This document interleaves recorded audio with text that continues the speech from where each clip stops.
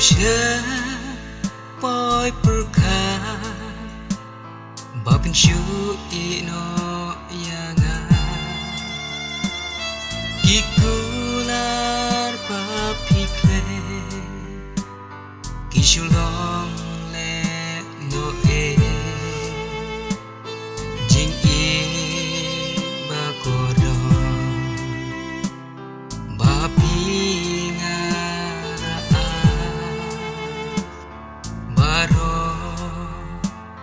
Kisulang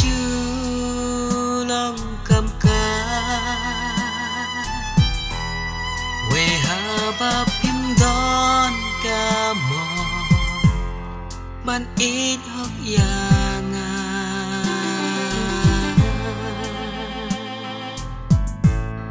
tang na idaw bari yala jing i ikloy ban Tang na idaw bari Yala jing i Iklay ban kala Whoa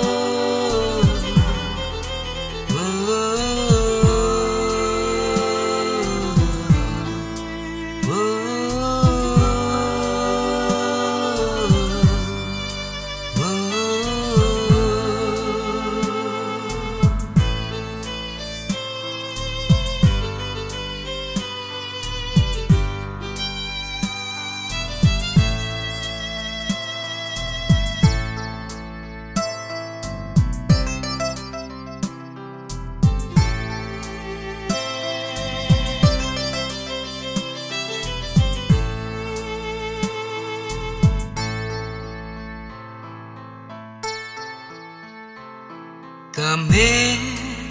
sim kapa ya piha banga perka ki umat thang kija por blale haba kenma men ba bati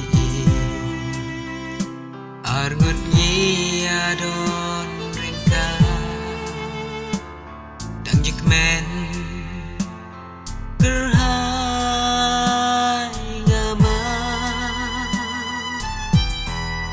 henrei mentananga siteng por bila lende satang ki jingken ma ya pipai ngắm la chụp bàn kle sa tăng ki jing cân mà ya pi ba ngắm la chụp